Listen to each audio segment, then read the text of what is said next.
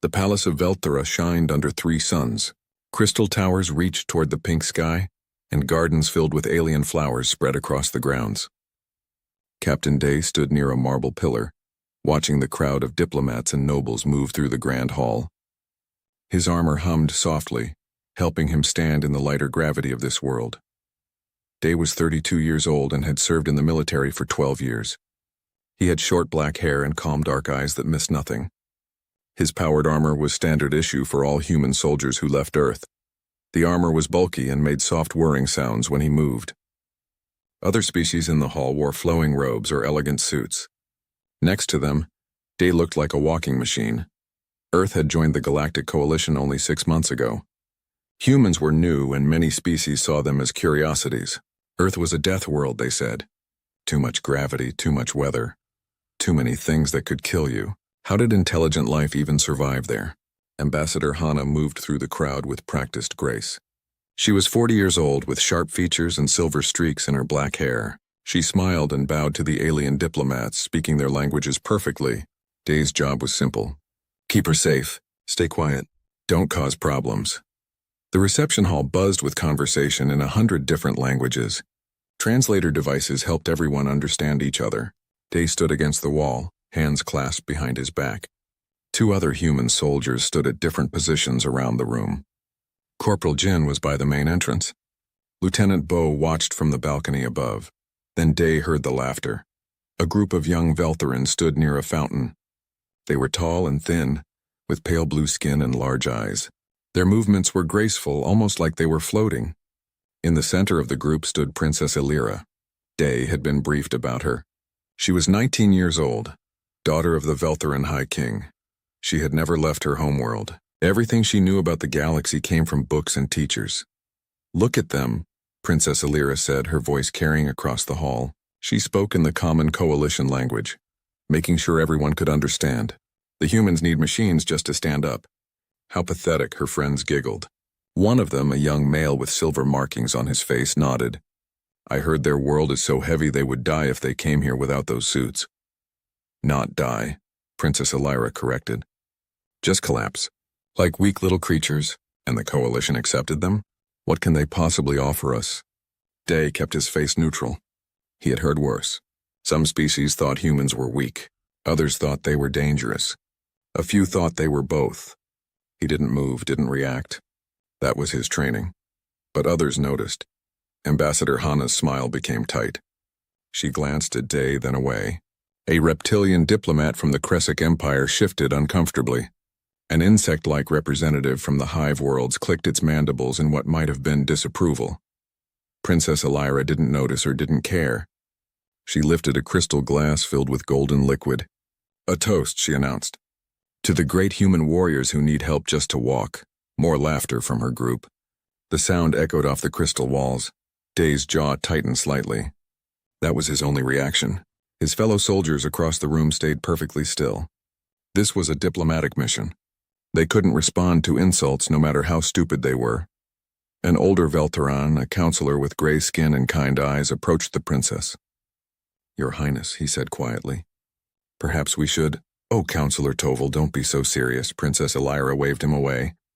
I'm just stating facts. Look at them. They're trapped in metal shells. Without their machines, they're nothing. Ambassador Hana walked over to Day. She spoke in Korean, which her translator device deliberately didn't broadcast. Ignore her. She's young and stupid. Yes, Ambassador, Day replied in the same language. Can you handle this? Yes, Ambassador. Hana nodded and returned to her diplomatic work. But the damage was done. Everyone in the hall had heard the princess. Everyone had seen the humans standing silent, taking the insults. Day knew how this looked to the other species. Weakness. Humans who couldn't even defend their own honor. But he also knew his orders. Don't make trouble. Don't start conflicts. Earth needed the coalition. They needed the trade routes, the technology, the protection from hostile species in the outer sectors. So he stood there, in his humming armor, and said nothing. Princess Elira glanced at him one more time, smirked and turned back to her friends. The party continued. Music played. Aliens danced. And Captain Day counted the hours until he could leave this crystal palace and its spoiled princess behind. He didn't know that tomorrow, everything would change. The morning sun painted the palace gardens in shades of orange and gold. Captain Day walked 3 steps behind Ambassador Hana as she toured the royal gardens with other diplomats. His armor felt heavier today, though that made no sense. The weight never changed. News of yesterday's insults had spread through the palace. Day noticed the looks from other species. Some showed sympathy. Others showed curiosity. A few showed contempt. He ignored them all. The garden path wound between flowering trees that hummed instead of rustling. Veltharan plants were strange and beautiful. Everything here was designed to show off the planet's wealth and culture. The humans walk like robots, a voice said from behind them. Day turned. Princess Illyra stood on a side path with 4 of her friends. She wore a flowing purple dress that seemed to glow in the sunlight. Her expression was amused, like she was watching a clever show. Ambassador Hana stopped. The other diplomats in their group fell silent. This was not normal protocol. A princess didn't just approach a foreign delegation without proper arrangements. Your Highness, Hana said with a careful bow. Good morning. Is it true? Princess Illyra stepped closer. She was tall, nearly 2 meters, but looked fragile compared to Day's armored form. Do humans really need those machines to walk on normal worlds? Our armor serves multiple purposes, Hana replied in a diplomatic tone. Environmental protection, communications equipment, and yes, it helps with gravity adjustment. Gravity adjustment. The princess repeated the words like they tasted funny. So without it, you can't even walk? The adjustment period can be difficult, Hana admitted. This was true in a way, but it wasn't the whole truth. Day knew that, and he suspected Hana did too. The armor didn't help humans walk in light gravity.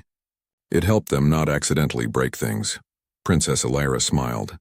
Then how did your species ever deserve a place in the coalition? You can't survive without machines. You're weak. One of the alien diplomats, an elderly being from the philosophical collective, made a humming sound of disapproval. But no one spoke up. Day felt something shift in his chest. Anger, no, something colder. Something more focused. Your Highness, he said, speaking for the first time. Everyone turned to look at him. Hana's eyes widened slightly. Soldiers weren't supposed to speak directly to royalty. Yes, human? Princess Illyra raised one eyebrow. If you believe we're weak, I can prove otherwise. The garden went very quiet. Even the humming plants seemed to pause. Day, Hana started. I will remove my armor, Day continued, his voice calm and respectful, and I will walk the royal promenade. If I fail, you'll have your proof. If I succeed, perhaps you'll reconsider your opinion. Princess Illyra laughed. It was a bright, genuine laugh. The royal promenade? That's 5 kilometers. You'll collapse before you finish the first. Perhaps. This is foolish, Hana said in Korean. You don't need to. Yes, I do, Day replied in the same language. Then he switched back to the common tongue. Your Highness, do you accept? The princess looked at her friends. They were grinning, already imagining the show. A human trying to walk without his armor, struggling and failing in front of everyone. It would be entertainment for weeks. I accept, Princess Illyra said. Tomorrow morning. The entire court will watch. Tomorrow morning, Day agreed. The princess swept away, her friends following. Their excited chatter faded into the garden. Hana grabbed Day's arm, pulling him aside once the other diplomats had moved on. What are you doing? Do you know what you've just committed to? Yes, Ambassador. This could be a disaster. If you fail, I won't fail. How can you be so sure? Day looked at her. Because she doesn't understand what we are. Hana studied his face. She had worked with humans for years, had studied Earth before accepting this posting. She knew the basics. Earth's gravity was 1.0 g. Velthara's was 0.38 g. That meant something, but she'd never really thought about what it meant. The armor, she said slowly. It doesn't help you walk here. No, Ambassador, then what does it do? It keeps us slow, keeps us careful. On a world like this, without regulation, a human could accidentally put a hand through a wall, could jump 3 stories, could crush someone's hand in a handshake without meaning to. Hana's expression shifted from worry to something else. Understanding, maybe. Or horror. So when you remove the armor, I'll have to be very, very careful, Day said. But walking? Walking will be easy. Why didn't you tell them this? Why let them think we're weak? Because they weren't ready to listen. Now they will be. Lieutenant Bo appeared on the path. He must have heard what happened through the communication network. Sir, do you need support? Get Corporal Jin, Day said. Tell him to prepare the armor removal ceremony. Make it official. Make it public. Yes, sir, Bo left quickly. Hana still looked uncertain. This could go wrong in so many ways. It could, Day agreed. But Ambassador, that princess needs to learn something. And maybe the whole coalition needs to learn it too. What's that? That Earth is kind to her children. But she's not gentle. And we carry her weight wherever we go. Hana nodded slowly. Don't make me regret supporting this. I won't, Ambassador. That evening, news of the challenge spread through the palace and beyond. Within hours, media drones were requesting access. Diplomatic channels buzzed with questions. Species across the coalition heard the story and laughed. A human walking without armor? On that weak gravity world? He'd barely make it 100 meters. Captain Day sat in his quarters and stretched. Tomorrow would be interesting. He wondered if the princess had ever seen anyone actually try. The royal promenade stretched before them like a ribbon of white stone. Dawnlight made the path glow. Hundreds of aliens lined both sides, kept back by ceremonial guards. Above, media drones floated like metal insects, recording everything. Captain Day stood at the starting point. He wore his full armor one last time. Corporal Jin and Lieutenant Bo stood on either side of him, both in their own armor. Ambassador Hana stood nearby with the human diplomatic team. Princess Elira sat on a raised platform with other Veltharan nobles. She wore white today, with a golden crown in her dark hair. She looked excited, like a child waiting for a show to start. A Veltharan official stepped forward. He was old, with gray skin and elaborate robes. The challenge is witnessed, he announced in a voice that carried across the crowd. Captain Day of Earth will attempt to walk the royal promenade without mechanical assistance. The distance is 5 kilometers. There are no time limits. He may stop to rest if needed. I won't need to rest, Day said quietly, but his helmet's speakers made the words clear. A ripple of laughter went through the crowd. The official nodded. Let the armor be removed. Jin and Bo moved with practiced precision. They had done this before in training, but never in front of an audience. The armor came off in pieces. First the helmet. Day's face appeared calm and focused. His black hair was damp with sweat from wearing the suit. Then the chest plate. The arm sections. The leg pieces. Each component was heavy, designed to protect and regulate. As each piece came off, it was placed carefully on a floating platform beside the path. The crowd grew quieter. They were seeing something they hadn't expected. Under the armor, Day wore a simple black uniform, but his body was different from what they imagined. He wasn't weak or fragile. His muscles were clearly defined, his frame compact and powerful. A Veltharan near the front whispered to her companion. He looks dense. That was accurate. Humans were dense. Their bones were thick, their muscles packed tight. They needed to be to survive on Earth. The final piece came off, the leg braces that regulated movement. Bo caught them and added them to the platform. Day stood there in just his uniform and boots. He rolled his shoulders, stretched his neck. His movements looked careful, controlled. He's going to collapse any second, someone in the crowd said. I give him 10 steps, another replied. Princess Elira leaned forward on her throne. Her smile was confident. Day looked at Ambassador Hana. She nodded once. Then he turned to face the promenade. He took his first step. The crowd gasped, not because he fell, but because he didn't. His foot came down firmly on the white stone. No stumbling, no weakness, just a solid, normal step, then another. And another. Day began to walk. His pace was steady, measured. Each step looked deliberate, like he was being very careful about where he placed his feet. To the watching aliens, this looked like effort, like he was struggling to control his body. They didn't understand what they were seeing. Day was being careful, yes, but not because walking was hard. He was being careful because on this light gravity world, a normal Earth pace would send him bounding into the air. A casual step would crack the decorative stone. He had to move slowly, deliberately, keeping himself grounded. He's doing it, Jin said quietly to Bo. They stood at attention, watching their captain walk away. Of course he is, Bo replied. The first 100 meters passed. Then 200. The crowd's laughter began to fade. Uncertainty crept in. This wasn't what they expected. Day kept walking. His breathing was even, controlled. Earth's atmosphere was thicker than Velthara's, richer in oxygen. Here, every breath gave him more than he needed. His lungs, built for a harsher world, processed the thin air easily, 500 meters. The whispers in the crowd changed tone. Why isn't he tired? How is he still going? Maybe humans are stronger than we thought. Princess Elira's smile had faded. She watched Day's steady progress with a small frown. This wasn't right. He should be struggling. He should be gasping for breath, 1 kilometer. Day reached the first marker stone. He didn't stop, didn't pause, just kept walking.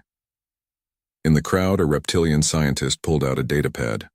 Dr. Vex, one of the coalition's leading experts on biology. He started running calculations, his clawed fingers moving quickly over the screen. What is it? His assistant asked.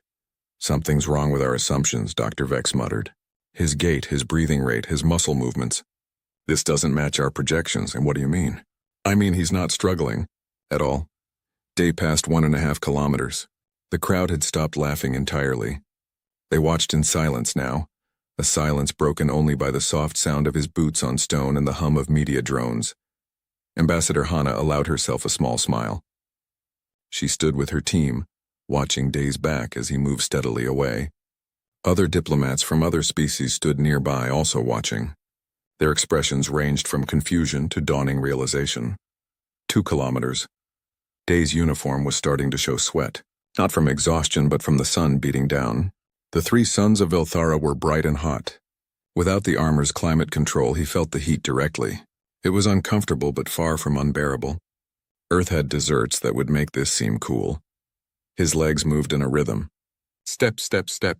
Not fast but constant, unwavering. Like a machine, some might say. But this was all human. All natural. This was what millions of years of evolution on a harsh world had created. Princess Elira stood up from her throne. Her attendants looked surprised, but she ignored them. She stepped down from the platform and moved toward the edge of the promenade, getting a closer look. Day was passing the 2-kilometer mark now. His face showed concentration but not strain. Not the face of someone fighting to stay conscious.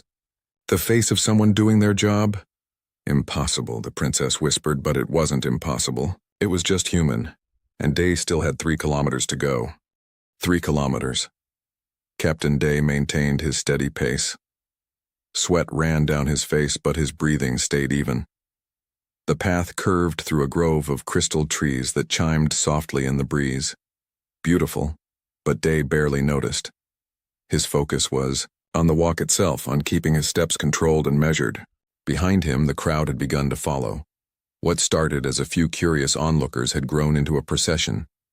Aliens of dozens of species walked along the sides of the promenade, keeping pace with the human. Media drones circled overhead like birds. Dr. Vex pushed through the crowd, his datapad clutched in his clawed hands. He found Counselor Toval, the elderly Veltharan official who had tried to calm Princess Elira yesterday. Counselor, Dr. Vex said urgently. We need to talk. Toval looked away from Day's walking form. What is it, Doctor? I've been running calculations. About humans. About Earth. Dr. Vex's scales were flushed a darker color, a sign of agitation in his species. We made a mistake. A significant one. What kind of mistake? Dr. Vex pulled up data on his screen. Earth's gravity is listed as 1.0 g in the Coalition database. We use that as the baseline standard, but we never thought about what that means. I don't understand. Velthara's gravity is 0.38 g. That means Earth's gravity is. Dr. Vex calculated quickly. 2.63 times stronger. Counselor, imagine carrying 2.5 adult Veltharans on your back. Every second of every day, your entire life. Toval's eyes widened. He looked at Day's walking form with new understanding. That's what they live with? Every moment. Their bones evolved to be denser than our strongest building materials. Their muscles are under constant strain that would cripple any of us. And their hearts... Dr. Vex's voice held something like awe. Their hearts pump against that pressure every beat. For decades. So when he removed his armor, he didn't become weaker, he became unrestrained. Dr. Vex gestured at Day. Right now, he's holding back, walking carefully. Because in this gravity, if he moved naturally, He could jump over a building. He could punch through a wall. He could accidentally kill someone with a casual push. Counselor Toval was quiet for a long moment. Then he said, "The princess should hear this." They found Princess Elira standing at the edge of the promenade. She had walked down from her platform and now stood among the common observers. Her guards flanked her, looking uncomfortable with this breach in protocol, but she had ordered them to stay quiet. "Your Highness," Toval said gently, "Dr. Vex has information you should hear." The princess didn't look away from D. "Tell me." Dr. Vex repeated his explanation. As he spoke, the color slowly drained from Princess Elira's face. Her friends, standing nearby, listened with growing shock. But that would mean... One of her friends started. "It means we're idiots," another finished quietly. Princess Elira remembered her words from yesterday. Weak, pathetic, needing machines just to stand. She felt something cold settle in her stomach.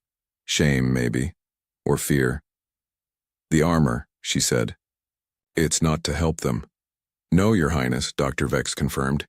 "It's to limit them, to make them safe for the rest of us." Day reached the 3.5-kilometer mark. A Veltharan child, no more than 6 years old, broke away from her parents and ran toward him. She held out a flower, one of the humming blooms from the palace gardens. "For you," the child said in her small voice. Day stopped. He looked at the girl, then at the flower. He took it very, very carefully, his large hand gentle around the delicate stem. "Thank you," he said. The girl smiled and ran back to her parents. Day looked at the flower for a moment, then continued walking, carrying it with him. That simple moment changed something. The crowd saw the care in his movement, the gentleness in his grip. This wasn't a weak creature struggling to survive. This was a strong creature choosing to be gentle. General Seron, commander of the Veltharan military, stood with his officers. He had been watching the entire walk with professional interest. Now he spoke. "Pull up the combat footage from the border conflicts." His aide looked confused but obeyed. On a holographic display, footage appeared. Human soldiers in battle. Day and his unit fighting against the Scrath raiders who had attacked a coalition outpost. The footage showed things that didn't seem possible. Humans carrying wounded aliens that outweighed them. Humans moving through terrain that should have been impossible to cross. A human soldier, Corporal Jin, Seron realized, lifting a crashed shuttle's door to free trapped civilians inside. "We thought the armor did all that," one officer said. "The armor helped," Seron replied. "But look at this." He zoomed in on a sequence.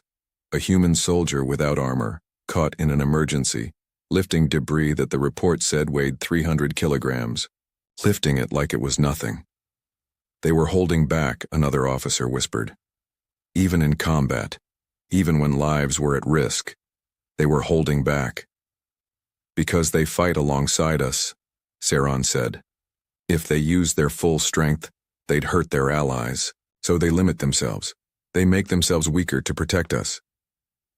He looked at Day's distant form on the promenade. The human had nearly reached 4 kilometers now, still steady, still controlled. "I need to speak with the king," Seron said. "We've been evaluating humanity all wrong." Princess Elira heard part of this conversation. She stood frozen, watching Day walk. Every step he took seemed to hammer another nail of understanding into her mind. Yesterday she had laughed at him, called his species weak, mocked their armor. Today she was learning the truth. The armor wasn't a weakness. It was a kindness. Humans wore restraints so they could walk among more fragile species without causing harm. They limited themselves so others could feel safe, and she had insulted them for it. Day passed the 4-kilometer marker. Just one more to go. The crowd following him had swelled to thousands now. News had spread across the planet. Screens in cities and homes showed the human soldier walking his steady, careful walk. The galaxy was watching, and slowly the galaxy was beginning to understand. Humans weren't weak. They had never been weak. They were just careful not to show how strong they really were. Princess Elira felt tears on her cheeks. She didn't wipe them away. She deserved to feel this shame. She deserved to understand what she had done. Behind her, Counselor Toval spoke quietly. "Come, Your Highness. You should be at the finish line." "Why?" Her voice was small. "So I can shame myself further?" "No," Toval said gently. "So you can apologize." Princess Elira looked at the old counselor. Then she nodded. She began walking toward the end of the promenade, where Captain Day would finish his walk. She had words to say, words that would not be easy, but after what he was doing, the least she could do was say them. Princess Elira walked quickly through the crowd. Her guard struggled to keep up. She needed to reach the end of the promenade before Captain Day finished his walk. She needed to be there, to face what she had done. The path to the finish line took her past groups of aliens watching displays, all showing the same thing, the human soldier walking steadily forward. The camera angles captured his face, his controlled breathing. The careful placement of each step. "Incredible," someone said. "I can't believe we doubted them." Another voice replied. Elira felt each word like a physical blow. These were her people, species she had grown up among, all realizing the same truth she had just learned. And it was her fault they had needed to learn it this way. She passed a group of young Veltharans, nobles like herself. They stopped talking when they saw her. Their faces showed pity or disappointment. One of them, a girl named Yuna who had been at yesterday's party, looked away entirely. "Your Highness," Yuna said quietly. "We're sorry. We should have known better." "We all should have," Elira replied, but the words felt hollow. She was the princess. She should have been wiser. She should have been better. General Saron intercepted her near the finish point. "Your Highness," a moment, Elira stopped. "General, I wanted you to know," Saron said, his voice serious. "I've reviewed the military files on humans, their performance in combat, their rescue operations, their cooperation with allied forces. Every report notes the same thing. They hold back. They deliberately limit their abilities to avoid harming allies." "I know, General," Dr. Vex explained, "but do you understand what that means?" Saron leaned closer. "In battle, when lives are at stake, when victory matters most, they still choose to restrain themselves. That's not just strength, Your Highness. That's discipline. That's honor." Elira nodded, unable to speak past the tightness in her throat. Saron continued. "I've commanded soldiers for 40 years. I've seen courage and cowardice, strength and weakness, but I've never seen anything like what humans do. They carry a burden we can't even imagine, and they never complain. They never show off. They just serve." "Why are you telling me this?" "Because you're young and you made a mistake. But you're also a princess. When you speak, people listen. When you apologize, it matters." Saron's expression softened slightly. "What you say to him today will be remembered. Make it count." The general stepped aside, letting her continue to the finish line. Elira reached the marble platform that marked the end of the royal promenade. Counselor Toval was already there, having taken a faster transport. Ambassador Hana stood nearby with the human diplomatic team. Lieutenant Bo and Corporal Jin had arrived moments ago, carrying Day's armor on the floating platform.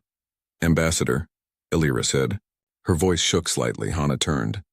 Her expression was professionally neutral, but her eyes were cold. "Your Highness, I need to apologize. To your people, to Captain Day." "You'll have your chance," Hana said. "He's almost here. They could see him now." Captain Day, rounding the final curve of the promenade, 4.5 kilometers behind him. Just 500 meters to go. The crowd lining the path had grown silent, watching this last stretch. Elira saw details she hadn't noticed before. The way Day's muscles moved under his uniform. Efficient and controlled. The way his feet barely made sound on the stone despite his weight. The way he carried himself with quiet dignity, not triumph or pride. Just focus. He still held the flower the child had given him. It looked tiny in his hand. 400 meters. 300. Elira's heart pounded. What would she say? How could words possibly fix what she had done? "Your Highness," Counselor Toval said softly. "Speak from honesty. That's all anyone can ask." 200 meters. The crowd pressed closer, held back by guards. Every eye was on Day. Every screen in the sector showed this moment. 100 meters, Illyra stepped forward, moving to the center of the finish platform. She stood alone, hands clasped in front of her. The traditional posture of a Veltharan seeking forgiveness. 50 meters. She could see his face clearly now. Sweat ran down his forehead and cheeks. His dark eyes were focused straight ahead. If he was tired, he didn't show it. If he was angry, he didn't show it. He just walked, 20 meters 10. Captain Day stepped across the finish line. His boots touched the final marker stone. He stopped precisely at the traditional ending point and stood at attention. His chest rose and fell with steady breaths. His uniform was soaked with sweat. The flower was still in his hand, slightly wilted but intact. He looked at Princess Illyra and waited. The moment stretched out. Thousands of eyes watched. Millions across the sector watched through screens. History was being made, though no one quite understood what kind yet. Illyra took a breath. Then she knelt. Gasps rippled through the crowd. A Veltharan princess did not kneel. Not to anyone except the High King himself, but Illyra bent her knee and lowered her head. "Captain Day of Earth," she said, her voice carrying across the silence. "I owe you an apology. I owe your entire species an apology." Day's expression flickered. Surprised, maybe. But he said nothing. Illyra continued. "I called your people weak. I mocked your armor. I suggested you didn't deserve your place in the coalition." Her voice strengthened. "I was wrong. About everything." She raised her head to look at him. "Your armor isn't weakness. It's consideration. You wear restraint so we can feel safe. You limit your strength so you don't harm more fragile species. And I insulted you for it." Tears ran down her face again. She didn't care who saw. "I'm 19 years old. I thought I knew everything. I thought my education and my position made me wise. But I was just ignorant and cruel, and I'm sorry." Day looked at her for a long moment. Then he spoke, his voice quiet but clear. "Your Highness, you can stand up." "I don't deserve to. Please stand up." Slowly, Illyra rose. She wiped at her eyes, knowing her makeup was ruined, not caring. Day stepped forward. He held out the flower. "A child gave this to me. She saw a stranger doing something difficult and wanted to help. She didn't see a human or an alien. She just saw someone who might need kindness." He placed the flower carefully in Illyra's hands. "You're young. You made a mistake. But you're here now, apologizing in front of your entire world. That takes courage. It's the least I could do. It's more than many would do." Day smiled slightly. It was the first smile Illyra had seen on his face. "We all make mistakes, Your Highness. What matters is what we learn from them." Illyra looked at the flower, then at the human soldier who had walked 5 kilometers to prove his people's worth. She understood now. Strength wasn't about power. It was about how you chose to use that power, and humanity had chosen to use theirs with care. "Thank you," she whispered, "for teaching me." Day nodded once. Then he turned to Ambassador Hana. "Permission to put my armor back on, Ambassador?" "This gravity is making me nervous," the crowd laughed. The tension broke like a wave. And for the first time since this all began, Princess Illyra felt like maybe, just maybe, things might be okay. The medical bay of the Veltharan Palace was quiet and cool. Captain Day sat on an examination table while Dr. Vex and 2 other coalition doctors ran tests. Scanners hummed over his body, recording data that would be studied for years to come. "Remarkable," Dr. Vex muttered, watching his screen. "Your bone density is off the charts. And your cardiovascular system. Captain, your heart is working at what we would consider light exercise level, even at rest. That's normal for humans," Day said. He had put on a clean uniform but declined putting the armor back on immediately. The doctors had asked for more tests first. "Normal," Dr. Vex repeated. "Fascinating. And concerning? Concerning? We've been integrating your species into coalition structures. But we've been doing it wrong. We gave you equipment designed for species from standard gravity worlds. We assigned you to ships with standard grav plates. We've been treating you as if you're like us." "We are like you," Day said. "We're just from a heavier world." "No, Captain. You're not like us at all." Dr. Vex put down his scanner. "You're from a death world. A planet so hostile that your species had to become incredibly resilient just to survive. And we've been handicapping you." Day thought about the missions he'd been on. The equipment that felt fragile in his hands. The ships where he had to move carefully to avoid breaking things. The constant awareness that he could hurt someone by accident. "We manage. You shouldn't have to just manage. We should be using your abilities properly. Dr. Vex made notes on his pad. I'm writing a recommendation to the Coalition Science Council. Human specialists for high-gravity rescue operations. Human engineers for heavy construction. Human soldiers for missions that would kill any other species. We didn't join the Coalition to be weapons. No, Dr. Vex agreed. But you did join to contribute. Let us use your strengths properly, not hide them. Outside the medical bay, Ambassador Hana was in a heated discussion with several Coalition officials. The walk had changed everything. What started as a princess's insult had become a revelation that shook the entire sector. We need to revise the human integration protocols, a collective representative insisted. Immediately. Agreed, Hana said. But carefully. We don't want to cause panic. Panic? The representative looked confused. Some species are going to be frightened when they realize what humans are capable of. We need to manage that, show them that Earth has no interest in dominance or conquest. But you could, another official said quietly. Couldn't you? If Earth wanted to, your species could overwhelm most of the Coalition. Hana looked at him steadily. We could, but we won't, that's the point. Having power and choosing not to abuse it, that's what makes us worthy of your trust. In another part of the palace, Princess Elira sat with Counselor Toval in a private garden. She had changed clothes and fixed her face, but she still felt hollow inside. You did well today, Toval said gently. I humiliated myself. No, you showed humility. Those are different things. The old counselor poured tea from a crystal pot. When I was young, I made many mistakes. Pride was my greatest weakness. I believe my position made me wise. What changed? I failed, badly, made a decision that cost lives, and I had to face what I'd done. Toval sipped his tea. That failure taught me more than any success ever could. Pain is an excellent teacher, Your Highness. Elira accepted a cup of tea but didn't drink. What do I do now? Now you learn. You grow. You become better than you were yesterday. Toval smiled. And perhaps you can help others learn what you've learned. The galaxy is watching you, after all. That's what scares me. Good, fear keeps us honest. Toval set down his cup. The High King wants to speak with you tomorrow, and he's invited the human delegation to attend. Elira's stomach tightened. What will he say? I don't know, but I think it will be important. That evening, Captain Day was finally cleared by the doctors. He walked back to the human quarters with Lieutenant Bo and Corporal Jin. Both soldiers had been silent most of the way, but finally Jin spoke. Sir, that was incredible. It was just walking. No, sir, it was more than that. Jin looked at him.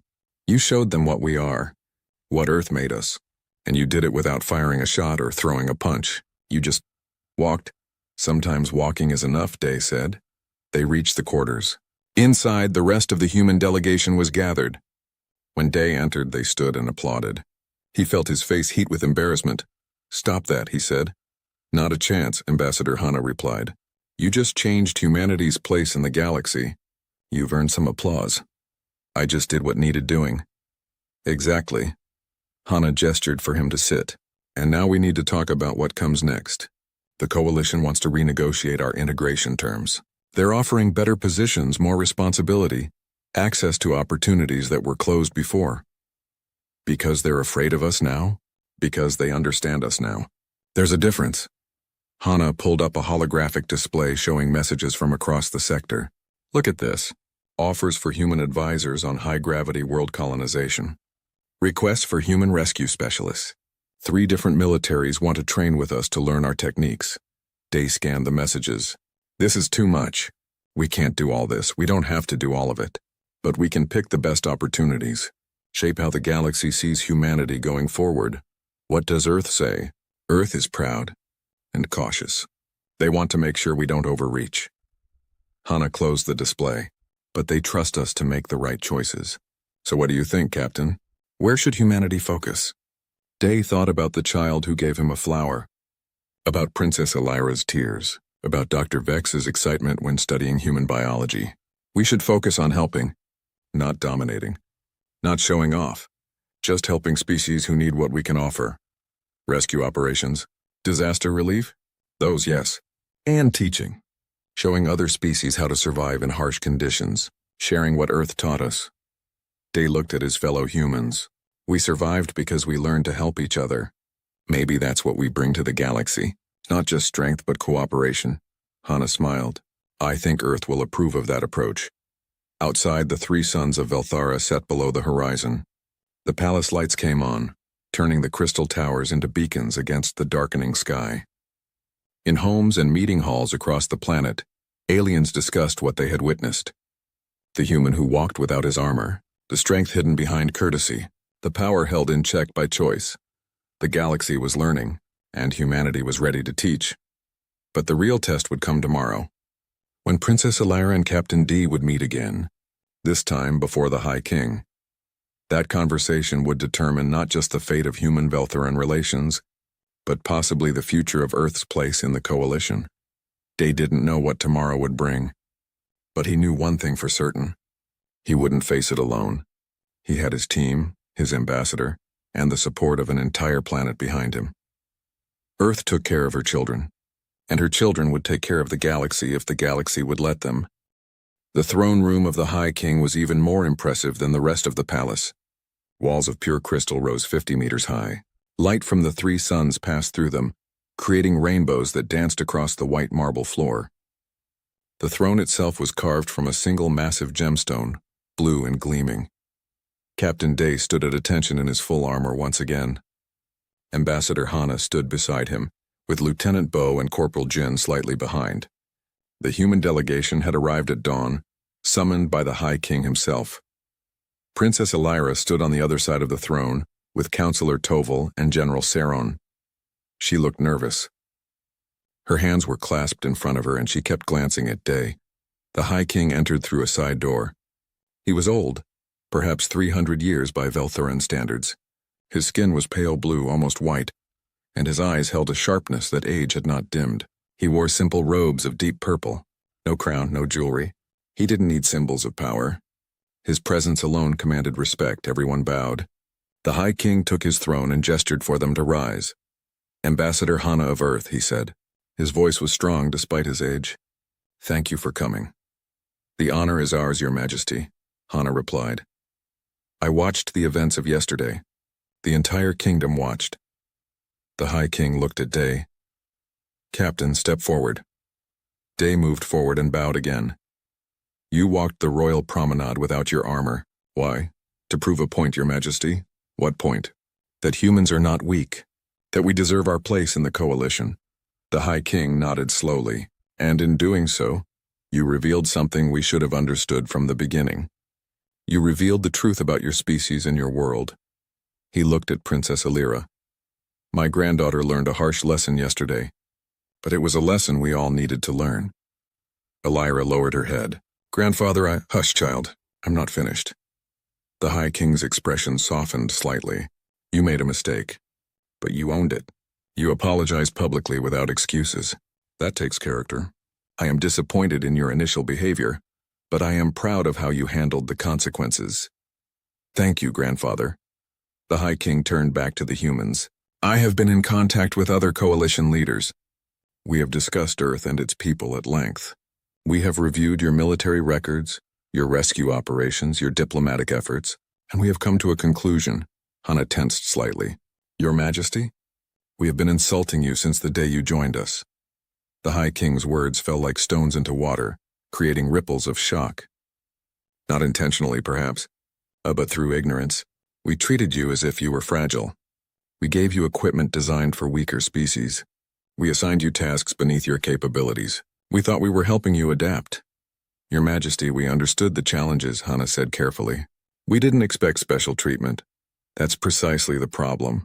You didn't expect it. You accepted our limitations without complaint. You wore your restraints without protest. You made yourself smaller to fit into our galaxy. The High King leaned forward. But that was wrong of us to ask, and wrong of you to accept so readily. Day spoke without thinking. With respect, Your Majesty, we chose to adapt. No one forced us, didn't they? The High King raised one elegant finger. When you joined the Coalition, you were provisional members. One wrong move and you could have been expelled. How free were you to be yourselves when you lived under that threat? Hana and Day exchanged glances. The High King was right. Earth had been so eager to join, so careful not to offend that they had accepted whatever terms were offered. I am proposing a change. The High King continued. Earth's provisional status is ended. You are now full members of the Galactic Coalition, with all rights and privileges. No conditions. No restrictions. The throne room went silent. This was enormous. Full membership meant voting rights, trade rights, military alliance, everything Earth had hoped for. Your Majesty, Hana said, her voice careful. We are honored. But why now? Because yesterday one of your soldiers showed us what humanity truly is. Not weak, not inferior. Simply different. And the coalition is stronger for our differences. The High King stood and everyone bowed reflexively. But with this change comes responsibility. We will begin assigning human specialists to tasks suited to your abilities. High-gravity rescue operations. Extreme environment exploration. Heavy construction on colony worlds. These are not punishments or demands. They are opportunities. We would be honored to help, Hana said. Good. The High King stepped down from his throne and walked directly to Captain Day. Up close. The king was smaller than Day, more fragile. But his presence was still commanding. Captain, you have my thanks. And my apology. My people, through my granddaughter, insulted yours. That was unacceptable. Your Majesty, the princess has already apologized, but I have not. The High King placed a hand on Day's armored arm. I am sorry. For the insults. For the assumptions. For not seeing sooner what you were offering us. Day didn't know what to say. A king apologizing to a soldier. It seemed impossible. Your Majesty is kind, he finally managed. I am honest. The High King smiled. There is a difference, he turned to Princess Elira. Granddaughter, approach. Elira moved forward, her steps uncertain. You asked me last night what you should do now. I have an answer. The High King gestured between Elira and the humans. You will serve as a cultural liaison between Velthara and Earth. You will learn about their world, their history, their people, and you will help the rest of the galaxy learn as well. Elira's eyes widened. Grandfather, I don't know if I'm worthy of such a task. You are not. Yet. The High King's voice was firm but not unkind. But you will become worthy. Through work. Through study. Through understanding. You made a mistake. Now turn that mistake into wisdom that helps others. Yes, grandfather. The High King looked at Hana. If this is acceptable to Earth? Hana nodded. We would welcome Princess Elira. Cultural exchange benefits everyone. Then it is settled. The High King clapped his hands once. There is a celebration planned for tonight.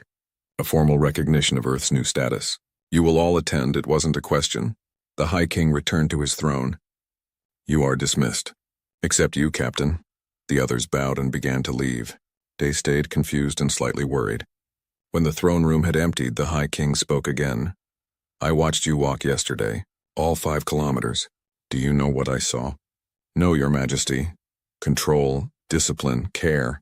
The High King's ancient eyes studied him. You could have shown off.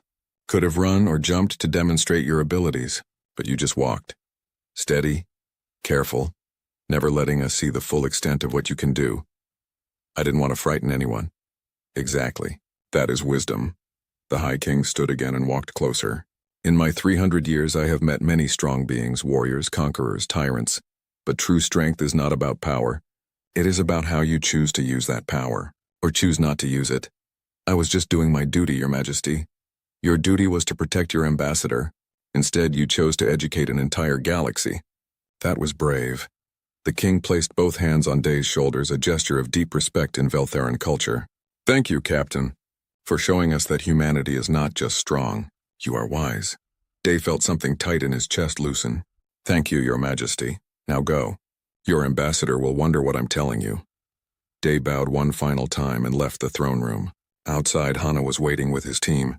She raised an eyebrow. Well? He thanked me. That's all. He called us wise. Hana smiled. I think we've made a good impression. That night, the celebration was magnificent. Aliens from across the sector attended. Music played. Food from 100 worlds was served. And at the center of it all, humans and Veltharans talked and laughed together. Princess Elira found Captain Day near a balcony, looking out at the city. Captain, he turned. Your Highness, I wanted to thank you for being kind yesterday. You could have humiliated me. That wouldn't have helped anyone. Still, she stood beside him looking at the same view. I'm nervous about this liaison position.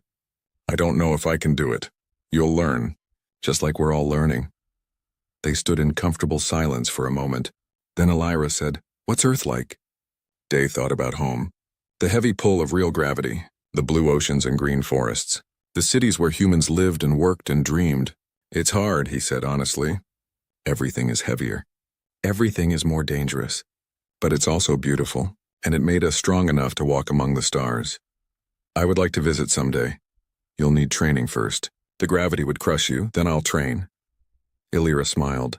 If a human can walk 5 kilometers on my world, surely I can learn to stand on yours. Day laughed. It felt good to laugh. Maybe you will, Your Highness. Maybe you will. 3 months later, Princess Elira